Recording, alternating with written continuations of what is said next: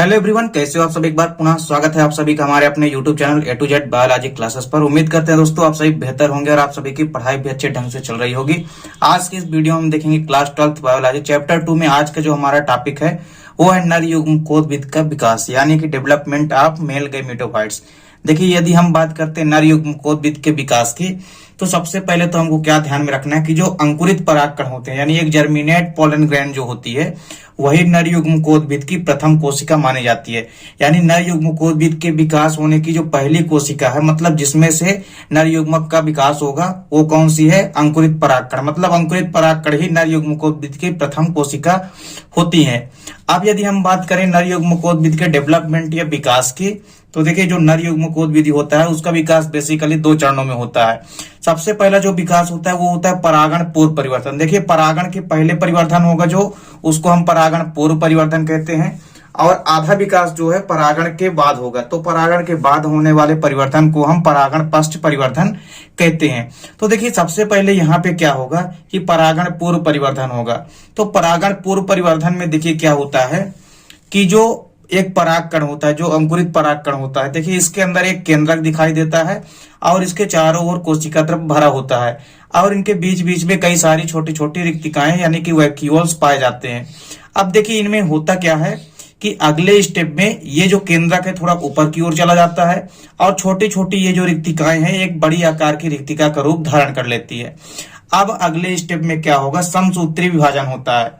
इस पूरी की पूरी प्रक्रिया में 2 बार समसूत्री विभाजन होता है, और समसूत्री विभाजन जो होता है समान प्रकार का विभाजन होता है। इसके विभाजन से गुणसूत्रों की संख्या जो है समान प्रकार से बनी रहती है। देखिए समसूत्री विभाजन में 2 चीजें होती है। पहले तो क्या होता है, केंद्रक का विभाजन होता है जिसको हम कैरियोकाइनेसिस कहते हैं, और जो दूसरा विभाजन होता है वो कोशिका द्रव्य का विभाजन होता है जिसको हम साइटोकाइनेसिस कहते हैं। तो देखिए यहाँ पे अब क्या होगा, समसूत्री विभाजन होगा, यानी प्रथम समसूत्री विभाजन होगा, तो यहाँ पे केंद्रक का विभाजन होगा, तो एक केंद्रक से यहाँ पे 2 केंद्रक बन जाएंगे। तो यहाँ पे आप देख सकते हैं कि अगले स्टेप में 2 केंद्रक बन चुके हैं। ऊपर वाले केंद्रक को हम जनन केंद्रक कहते हैं, और नीचे वाले केंद्रक को हम कायिक केंद्रक या नलिका केंद्रक कहते हैं। अब देखिए यहाँ पे क्या होता है कि अब जो है कोशिका द्रव्य का विभाजन होता है, तो केंद्रक के विभाजन के बाद कोशिका द्रव्य का विभाजन होगा। तो यहाँ पे जो पूरी की पूरी एक कोशिका है ये 2 कोशिका का रूप धारण कर लेगी। मतलब यहाँ पे कोशिका द्रव्य के विभाजन होने के बाद 2 कोशिका बन जाएगी। एक कोशिका छोटी होगी, दूसरी कोशिका बड़ी होगी। ऊपर वाली जो कोशिका है ये जनन कोशिका कहलाती है, और जनन कोशिका के अंदर जनन केंद्रक रहता है। वही नीचे वाली जो कोशिका है ये क्या कहलाती है? कायिक कोशिका कहलाती है, और कायिक कोशिका के अंदर जो है कायिक केंद्रक पाया जाता है। अब देखिए यहाँ पे चूंकि 2 कोशिका बन गए हैं, तो इस 2 कोशिकीय संरचना को हम क्या बोलेंगे? 2 कोशिकीय परागकण बोलेंगे। क्या बोलते हैं इसको हम? 2 कोशिकीय परागकण बोलेंगे। और इसी 2 कोशिकीय अवस्था में ही परागकण कहां पहुंच जाता है? वर्तिकाग्र की सतह पर पहुंच जाता है, और फिर आगे का जो विकास होता है वो कहां होता है? वर्तिकाग्र की सतह पर होता है। अब जब परागकण जो है वर्तिकाग्र की सतह पर पहुंच जाएंगे तो यह प्रक्रिया क्या कहलाती है? परागण कहलाती है। अब इसके बाद का जो विकास होगा उसको हम परागण पश्च परिवर्तन बोलते हैं। तो यहाँ पे देखिए क्या होता है कि जो जनन कोशिका होती है, जनन कोशिका जो है अपने आकार को धीरे धीरे परिवर्तित करने लगती है और एक टर्कुकार का रूप धारण करने लगती है। और अगले स्टेप में ये जो जनन कोशिका इसके अंदर जनन केंद्रक है, तो जनन केंद्रक जो है पूरी की पूरी तरह से जनन कोशिका के अंदर हो चुका है, और जनन कोशिका जो है एक टर्कुकार रूप धारण कर लेती है। अब देखिए अगले स्टेप में क्या होता है कि धीरे धीरे पराग नलिका यानी कि पोलन ट्यूब का विकास भी होने लगता है, जिस कारण से ये दोनों के दोनों जो कोशिकाएं हैं ये नीचे आने लगती है। कायिक कोशिका भी नीचे आने लगती है और जनन कोशिका भी पराग नलिका के नीचे की ओर आने लगती है। अब देखिए यहाँ पे क्या होता है कि समसूत्री विभाजन दूसरा होता है।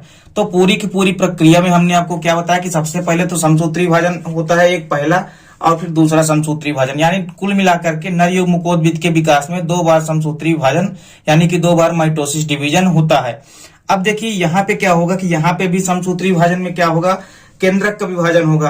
तो ये जो जनन केंद्रक है यहाँ पे जनन केंद्रक, इसमें क्या होगा? जनन केंद्रक एक जनन केंद्रक से यहाँ पे विभाजित होकर के 2 जनन केंद्रक बन जाते हैं, जो कि कैसे होते हैं? अचल होते हैं, मतलब अपने स्थान से या अपने से नहीं चल पाते। पराग नलिका ही माध्यम होती है इनको ले जाने का।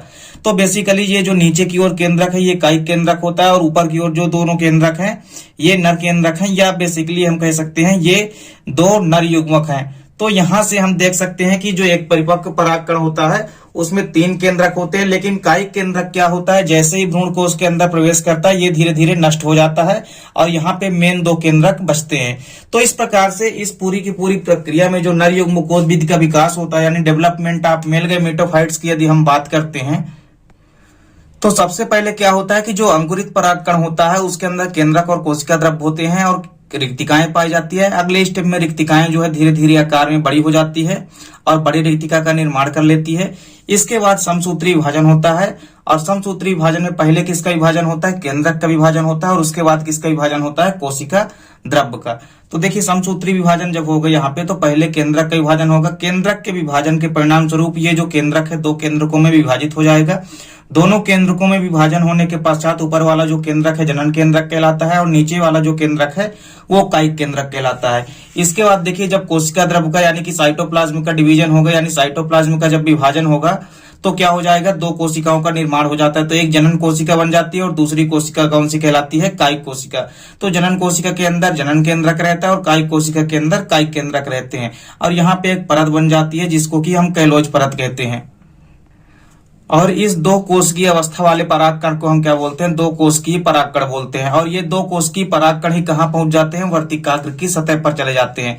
और जब वर्तिकाग्र की सतह पर चले जाते हैं तो परागण हो जाता है और परागण के बाद फिर परिवर्धन होने लगता है। अब जो जनन कोशिका है, जनन कोशिका धीरे धीरे अपने आकार को मोड़ने लगती है और क्या करने लगती है, एक तर्कुकार रूप का धारण कर लेती है।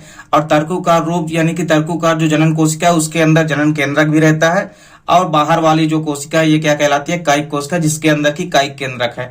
अब यहाँ पे आप देख भी सकते हो कि धीरे धीरे अगले स्टेप में क्या होने लगता है, पोलन ट्यूब यानी कि पराग नलिका का विकास होने लगता है जिसमें कि दोनों केंद्रक नीचे की ओर आ जाते हैं। अब अगले स्टेप में यहाँ पे पुनः दूसरा समसूत्री विभाजन होता है, यानी दूसरा माइटोसिस डिवीजन होता है, जिसके परिणाम स्वरूप क्या होता है कि ये जो जनन केंद्रक है वो विभाजित होकर के 2 जनन केंद्रकों में बढ़ जाता है और कायिक केंद्रक जो है नीचे की ओर आ जाता है। इस प्रकार एक परिपक्व नर युग्मकोद्भिद का विकास हो जाता है। तो उम्मीद करता हूं दोस्तों वीडियो पसंद आई होगी। दोस्तों वीडियो अच्छी लगे तो लाइक और कमेंट कीजिएगा और यदि चैनल पे नए हैं तो चैनल को सब्सक्राइब अवश्य कर लें। मिलते हैं दोस्तों नेक्स्ट वीडियो में, तब तक के लिए जय हिंद, वंदे मातरम।